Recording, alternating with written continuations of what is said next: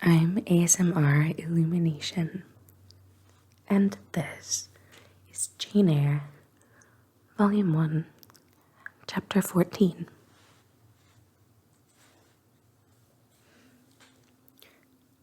For several subsequent days, I saw little of Mr. Rochester.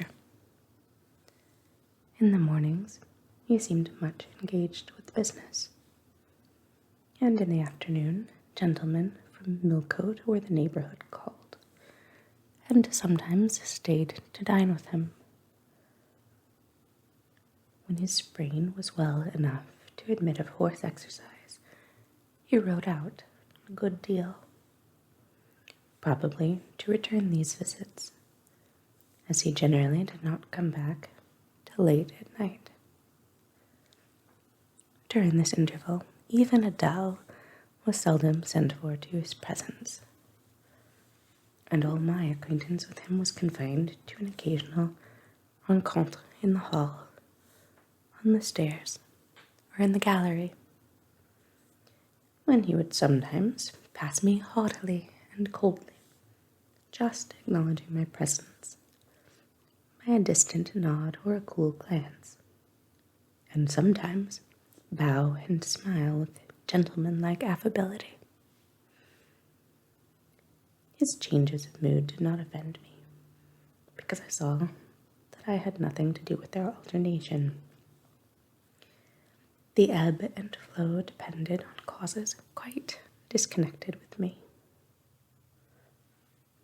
One day he had had company to dinner, and had sent for my portfolio, in order, doubtless, to exhibit its contents. The gentleman went away early to attend a public meeting at Millcote, as Mrs. Fairfax informed me. But the night being wet and inclement, Mr. Rochester did not accompany them. Soon after they were gone, he rang the bell. A message came that I and Adele were to go downstairs.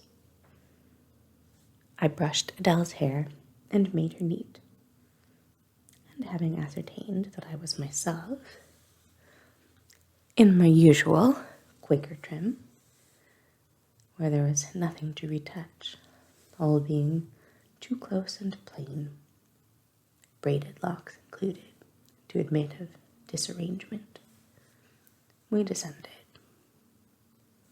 Adele wondering whether the petit coffre was at length come, for, owing to some mistake, its arrival had hitherto been delayed.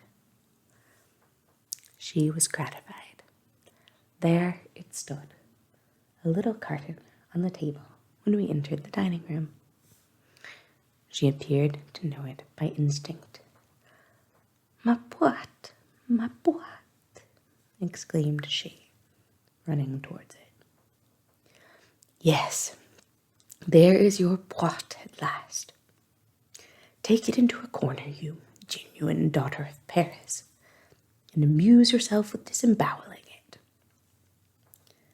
said the deep and rather sarcastic voice of Mr. Rochester, proceeding from the depths of an immense easy-chair at the fireside. "And mind," he continued, "don't bother me with any details of the anatomical process, or any notice of the condition of the entrails. Let your operation be conducted in silence. Tiens-toi tranquille, enfant, comprends-tu?" Adele seemed scarcely to need the warning. She had already retired to a sofa with her treasure, and was busy untying the cord which secured the lid. Having removed this impediment, and lifted certain silvery envelopes of tissue paper, she merely exclaimed, "Oh ciel, que c'est beau!" and then remained absorbed in ecstatic contemplation. "Is Miss Eyre there?" now demanded the master, half rising from his seat to look round the door, near which I still stood. "Ah, well, come forward. Be seated here." He drew a chair near his own. "I am not fond of the prattle of children," he continued. "For old bachelor as I am, I have no pleasant associations connected with their lisp. It would be intolerable to me to pass a whole evening tete-a-tete with a brat. Don't draw that chair further off, Miss Eyre. Sit down exactly where I placed it.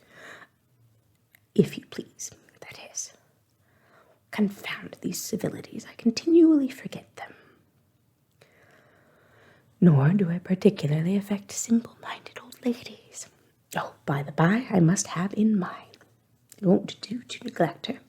She is a Fairfax, or wed to one, and blood is said to be thicker than water." He rang and dispatched an invitation to Mrs. Fairfax, who soon arrived, knitting basket in hand. "Good evening, madam. I send to you for a charitable purpose. I have forbidden Adele to talk to me about her presents, and she is bursting with repletion.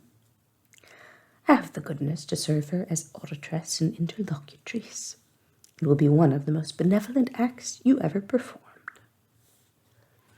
Adele, indeed, no sooner saw Mrs. Fairfax than she summoned her to her sofa, and there quickly filled her lap with the porcelain, the ivory, the waxen contents of her pot, pouring out meantime explanations and raptures in such broken English as she was mistress of. "Now, I have performed the part of a good host," pursued Mr. Rochester. "Put my guests into the way of amusing each other. I ought to be at liberty to attend to my own pleasure.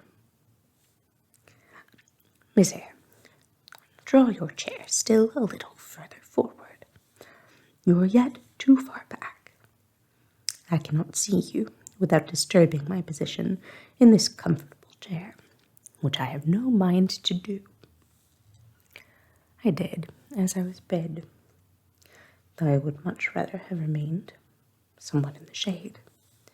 But Mr. Rochester had such a direct way of giving orders, it seemed a matter of course to obey him promptly. We were, as I have said, in the dining room. The lustre, which had been lit for dinner, filled the room with a festal breadth of light. The large fire was all red and clear. The purple curtains hung rich and ample before the lofty window and loftier arch. Everything was still, save the subdued chat of Adele. She dared not speak loud, and, filling up each pause, the beating of winter rain against the panes. Mr. Rochester, as he sat in his damask-covered chair, looked different to what I had seen him look before. Not quite so stern, much less gloomy. There was a smile on his lips, and his eyes sparkled. Whether with wine or not, I am not sure, but I think it very probable. He was, in short, in his after-dinner mood, more expanded and genial, and also more self-indulgent than the frigid and rigid temper of the morning. Still, he looked preciously grim, cushioning his massive head against the swelling back of his chair, and receiving the light of the fire on his granite-hewn features, and in his great dark eyes. For he had great dark eyes, and very fine eyes, too. Not without a certain change in their depths sometimes, which, if it was not softness, reminded you, at least, of that feeling. He had been looking 2 minutes at the fire, and I had been looking the same length of time at him, when, turning suddenly, he caught my gaze fastened on his physiognomy. "You examine me, Miss Eyre," said he. "Do you think me handsome?" I should, if I had deliberated, have replied to this question by something conventionally vague and polite. But the answer somehow slipped from my tongue before I was aware. "No, sir." "Ah, by my word, there is something singular about you," said he. "You have the air of a little nonnette, quaint, quiet, grave, and simple, as you sit with your hands before you and your eyes generally bent on the carpet, except, by the by, when they are directed piercingly to my face, as just now, for instance. And when one asks you a question, or makes a remark to which you are obliged to reply, you rap out a round rejoinder, which, if not blunt, is at least brusque. What do you mean by it?" "Sir, I was too plain. I beg your pardon. I ought to have replied that it was not easy to give an impromptu answer to a question about appearances, that tastes differ, that beauty is of little consequence, or something of that sort. You ought to have replied no such thing. Beauty of little consequence indeed. And so, under pretense of softening the previous outrage, of stroking and soothing me into placidity, you stick a sly penknife under my ear. Go on. What fault do you find with me, pray? I suppose I have all my limbs and all my features, like any other man." "Mr. Rochester, allow me to disown my first answer. I intended no pointed repartee. It was only a blunder." "Just so. I think so. And yet you shall be answerable for it. Criticize me. Does my forehead not please you?" He lifted up the sable waves of hair which lay horizontally over his brow, and showed a solid enough mass of intellectual organs, but an abrupt deficiency where the suave sign of benevolence should have risen. "Now, ma'am, am I a fool?" "Far from it, sir. You would perhaps think me rude if I inquired in return whether you are a philanthropist." There again! Another stick of the penknife when she pretended to pat my head. And that is because I said I did not like the society of children and old women. Low be it spoken. No, young lady, I am not a general philanthropist, but I bear a conscience, and he pointed to the prominences which are said to indicate that faculty, and which, fortunately for him, were sufficiently conspicuous, giving indeed a marked breadth to the upper part of his head. And besides, I once had a kind of rude tenderness of heart. When I was as old as you, I was a feeling fellow enough, partial to the unfledged, unfostered, and unlucky. But fortune has knocked me about since.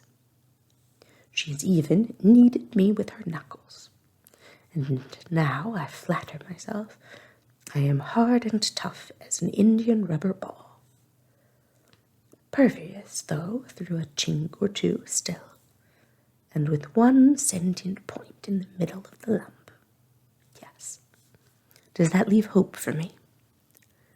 Hope of what, sir? Of my final retransformation from Indian rubber back to flesh. Decidedly he has had too much wine, I thought, and I did not know what answer to make to his queer question. How could I tell whether he was capable of being retransformed? You look very much puzzled, Miss Eyre, and though you are not pretty any more than I am handsome, yet a puzzled air becomes you. Besides, it is convenient, for it keeps those searching eyes of yours away from my physiognomy, and busies them with the worsted flowers of the rug. So, puzzle on.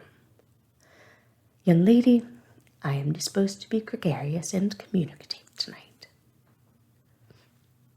With this announcement, he rose from his chair and stood, leaning his arm on the marble mantelpiece. In that attitude his shape was seen plainly as well as his face. His unusual breadth of chest, disproportionate almost to his length of limb. I am sure most people would have thought him an ugly man, yet there was so much unconscious pride in his port, so much case in his demeanour, such a look of complete indifference to his own external appearance, so haughty a reliance on the power of other qualities, intrinsic or adventitious, to atone for the lack of mere personal attractiveness, that in looking at him one inevitably shared the indifference, and even in a blind imperfect sense put faith in the confidence. I am disposed to be gregarious and communicative tonight, he repeated, and that is why I sent for you. The fire and the chandelier were not sufficient company for me, nor would Pilate have been, for none of these can talk. Adele is a degree better, but still far below the mark. Mrs. Fairfax ditto. You, I am persuaded, can suit me if you will. You puzzled me the first evening I invited you down here. I have almost forgotten you since. Other ideas had driven yours from my head. But tonight I am resolved to be at ease, to dismiss what importunes and recall what pleases. It would please me now to draw you out, to learn more of you. Therefore, speak. Instead of speaking, I smiled, and not a very complacent or submissive smile either. Speak, he urged. What about, sir? Whatever you like. I leave both the choice of subject and the manner of treating it entirely to yourself. Accordingly, I sat and said nothing. If he expects me to talk for the mere sake of talking and showing off, he will find that he has addressed himself to the wrong person, I thought. You are dumb, Miss Eyre. I was dumb still. He bent his head a little towards me, and with a single hasty glance seemed to dive into my eyes. Stubborn, he said, and annoyed. Ah, it is consistent. I put my request in an absurd, almost insolent form. Miss Eyre, I beg your pardon. The fact is, once for all, I don't wish to treat you like an inferior. That is, correcting himself, I claim only such superiority as must result from 20 years' difference in age and a century's advance in experience. This is legitimate. Et j'y tiens, as Adele would say. And it is by virtue of this superiority, and this alone, that I desire you to have the goodness to talk to me a little now, and to divert my thoughts, which are gulled with dwelling on one point, cankering as a rusty nail. He had deigned an explanation, almost an apology. I did not feel insensible to his condescension, and would not seem so. I am willing to amuse you if I can, sir.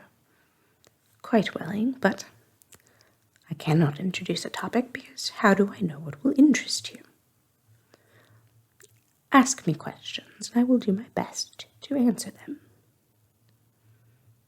Then, in the first place, do you agree with me that I have a right to be a little masterful, abrupt, perhaps exacting sometimes, on the grounds I stated, namely, that I am old enough to be your father, and that I have battled through a varied experience alliance with many men of many nations, and roamed over half the globe, while you have lived quietly with one set of people in one house. Do as you please, sir. That is no answer. Or rather, it is a very irritating, because a very evasive one. Reply clearly. I don't think, sir, you have a right to command me merely because you are older than I, or because you have seen more of the world than I. Your claim to superiority depends on the use you have made of your time and experience. Promptly spoken. But I won't allow that, seeing that it would never suit my case, as I have made an indifferent, not to say a bad use, of both advantages. Leaving superiority out of the question, then, you must still agree to receive my orders, now and then, without being piqued or hurt by the tone of command. Will you? I smiled. I thought to myself, Mr. Rochester is peculiar. He seems to forget that he pays me £30 per annum for receiving his orders. The smile is very well, said he, catching instantly the passing expression, but speak to. I was thinking, sir, that very few masters would trouble themselves to inquire whether or not their paid subordinates were piqued and hurt by their orders. Paid subordinates? What? You are my paid subordinate, are you? Oh, yes, I had forgotten the salary. Well, then, on that mercenary ground, will you agree to let me hector a little?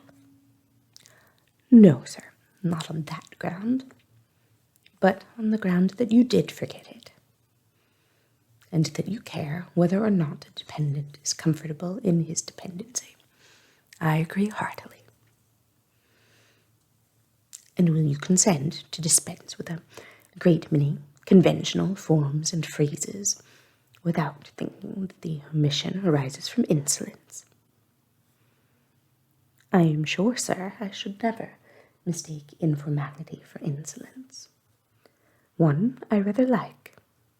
The other, nothing freeborn would submit to, even for a salary. Humbug, most things freeborn will submit to anything for a salary. Therefore, keep to yourself and don't venture on generalities of which you are intensely ignorant. However, I mentally shake hands with you for your answer, despite its inaccuracy, and as much for the manner in which it was said as for the substance of the speech. The manner was frank and sincere. One does not often see such a manner. No, on the contrary, affectation or coldness or stupid, coarse-minded misapprehension of one's meaning are the usual rewards of candor. Not 3 in 3,000 raw schoolgirl governesses would have answered me as you have just done. But I don't mean to flatter you. If you are cast in a different mold to the majority, it is no merit of yours. Nature did it. And then, after all, I go too fast in my conclusions.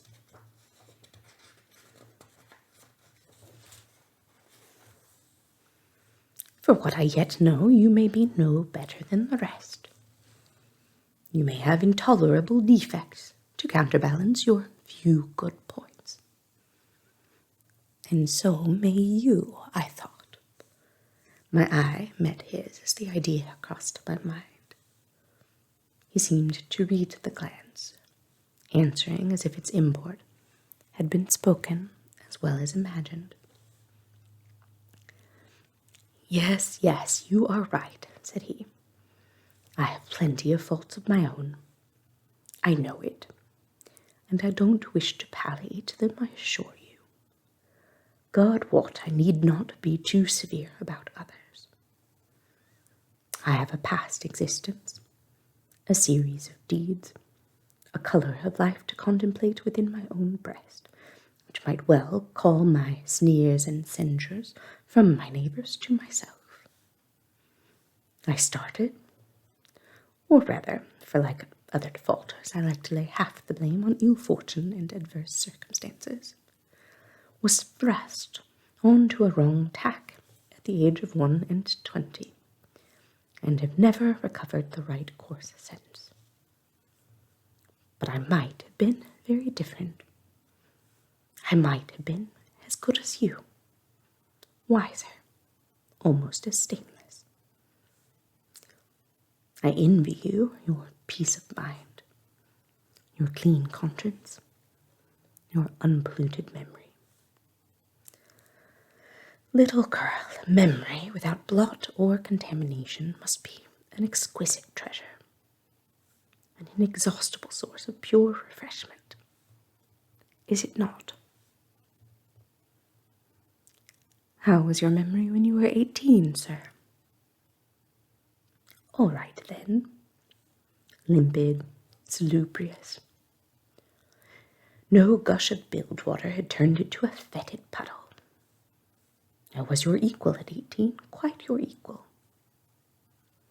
Nature meant me to be, on the whole, a good man, Miss Eyre. One of the better end. And you see, I am not so. You would say you don't see it. At least I flatter myself I read as much in your eye. Beware, by the by, what you express with that organ. I am quick at interpreting its language. Then take my word for it. I am not a villain. You are not to suppose that. Not to attribute to me any such bad eminence. But owing, I verily believe, rather to circumstances than to my natural bent, I am a trite, commonplace sinner, hackneyed in all the poor, petty dissipations with which the rich and worthless try to put on life. Do you wonder that I avow this to you? Know that in the course of your future life you will often find yourself elected the involuntary confidant of your acquaintances' secrets. People will instinctively find out, as I have done, that it is not your forte to talk of yourself, but to listen while others talk of themselves. They will feel, too, that you listen with no malevolent scorn of their indiscretion, but with a kind of innate sympathy, not the less comforting and encouraging because it is very unobtrusive in its manifestations. How do you know? How can you guess at all this, sir? I know it well. Therefore, I proceed almost as freely as if I were writing my thoughts in a diary. You would say I should have been superior to circumstances. So I should. But, you see, I was not. When fate wronged me, I had not the wisdom to remain cool. I turned desperate. Then I degenerated. Now, when any vicious simpleton excites my disgust by his paltry ribaldry, I cannot flatter myself that I am better than he. I am forced to confess that he and I are on a level. I wish I had stood firm. God knows I do. Dread remorse when you are tempted to err, Miss Eyre. Remorse is the poison of life. Repentance is said to be its cure, sir. It is not its cure. Reformation may be its cure, and I could reform. I have strength yet for that, if... But where is the use of thinking of it?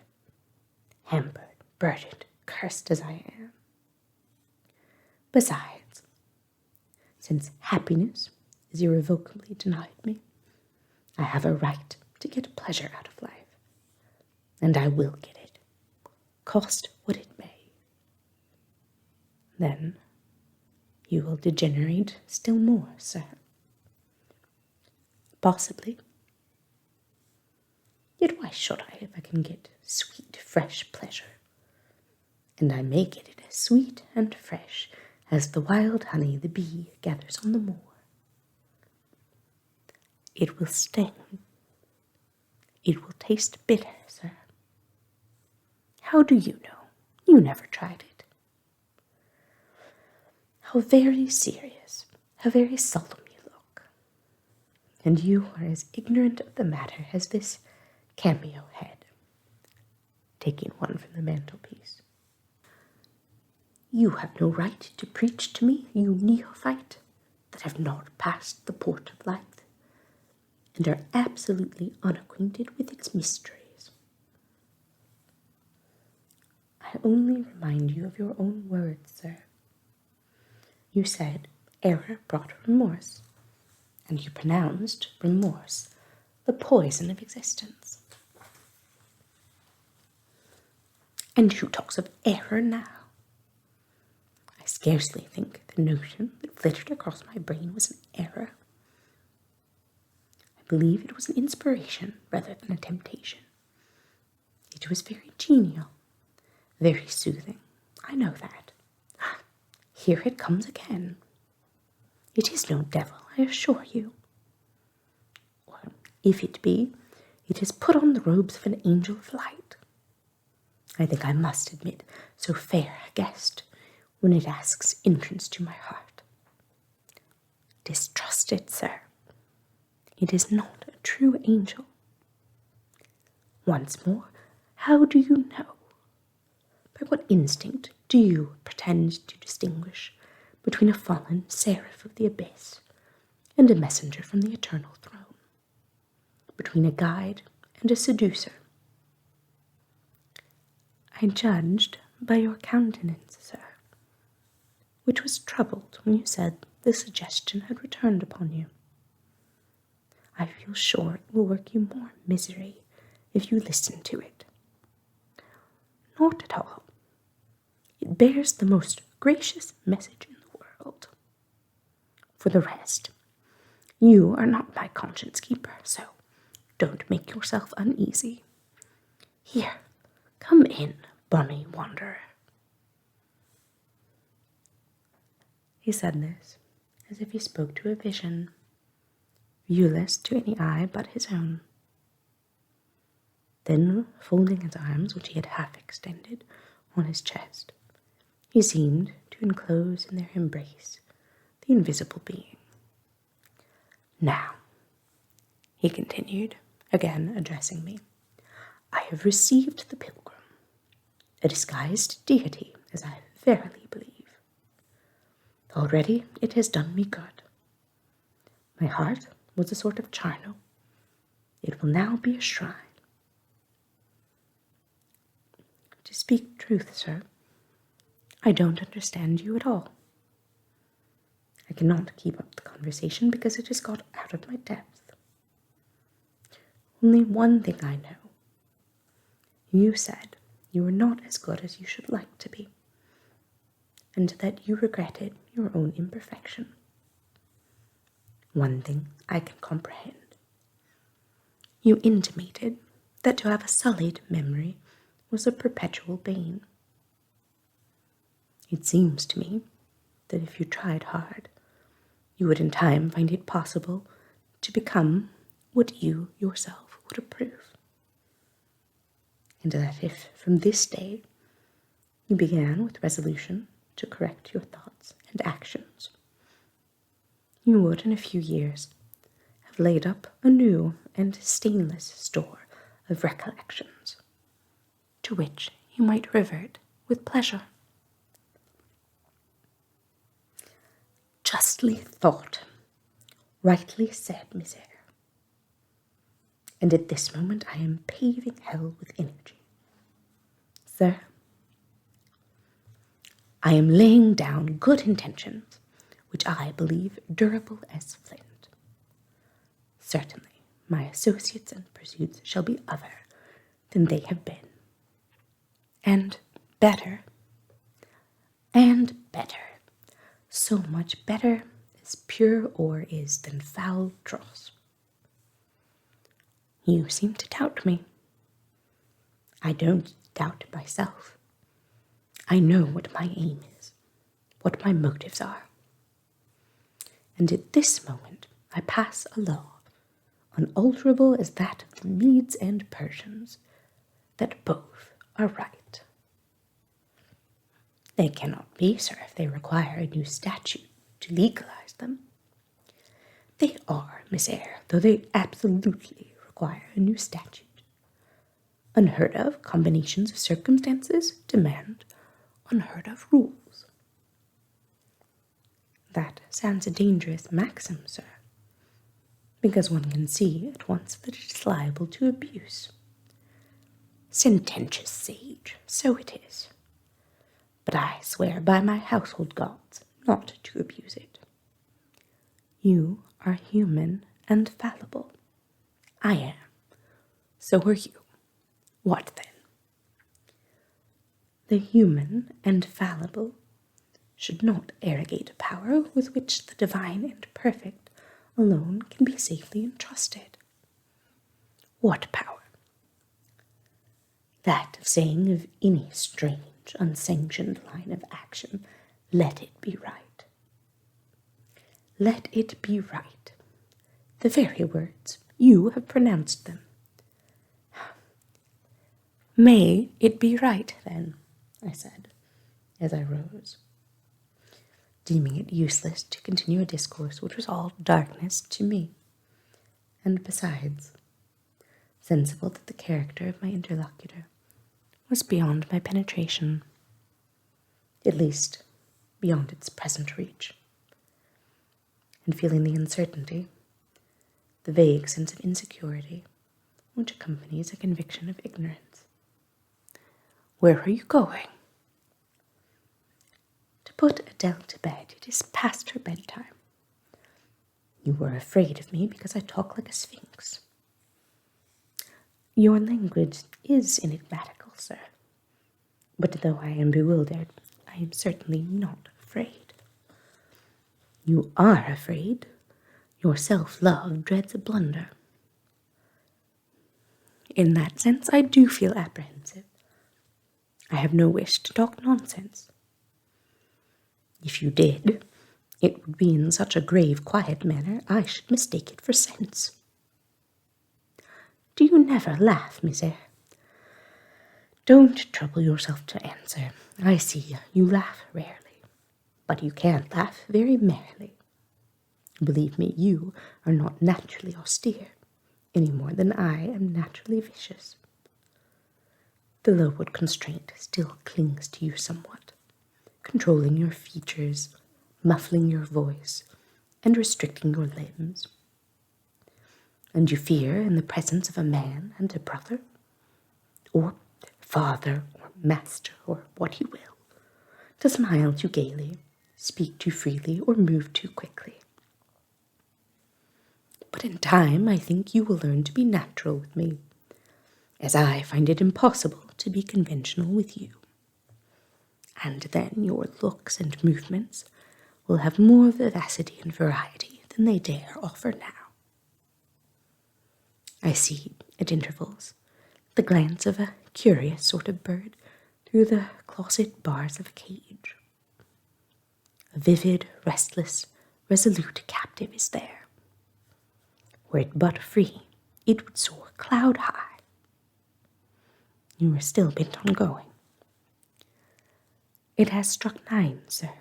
Oh, never mind. Wait a minute. Adele is not ready to go to bed yet. My position, Miss Eyre, with my back to the fire and my face to the room, favors observation. While talking to you, I have also occasionally watched Adele. I have my own reasons for thinking her a curious study. Reasons that I may name, that I shall impart to you some day. She pulled out of her box about 10 minutes ago a little pink silk frock. Rapture lit her face as she unfolded it. Coquetry runs in her blood, blends with her brains, and seasons the marrow of her bones. Il faut que je l'essaie, cried she, et à l'instant même, and she rushed out of the room. She is now with Sophie, undergoing a robing process. In a few minutes she will re-enter, and I know what I shall see. A miniature of Céline Varens, as she used to appear on the boards at the rising of...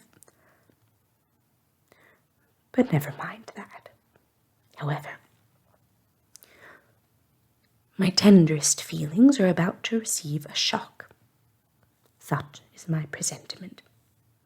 Stay now, to see whether it will be realized. Ere long, Adele's little foot was heard tripping across the hall. She entered, transformed, as her guardian had predicted. A dress of rose-colored satin, very short, and as full in the skirt as it could be gathered, replaced the brown frock she had previously worn. A wreath of rosebuds circled her forehead.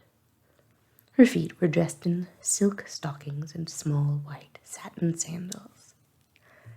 "Est-ce que ma robe va bien?" cried she, bounding forwards. "Et mes souliers, et mes bas? Tenez, je crois que je vais danser." And spreading out her dress, she chassed across the room, till, having reached Mr. Rochester, she wheeled lightly round before him on tiptoe, then dropped on one knee at his feet, exclaiming, "Monsieur, je vous remercie 1000 fois de votre bonté." Then rising, she added, "C'est comme cela que maman faisait, n'est-ce pas, monsieur?" "Precisely," was the answer. "And comme cela she charmed my English gold out of my British breeches pocket. I have been green too, Miss Eyre. I, grass green. Not a more vernal tint freshens you now than once freshened me. My spring is gone, however, but it has left me that French floweret on my hands, which in some moods I would fain be rid of, not valuing now the root whence it sprang, having found that it was of a sort which nothing but gold dust could manure. I have but half a liking to the blossom, especially when it looks so artificial as just now. I keep it and rear it rather on the Roman Catholic principle of expiating numerous sins, great or small, by one good work. I'll explain all this some day. Good night."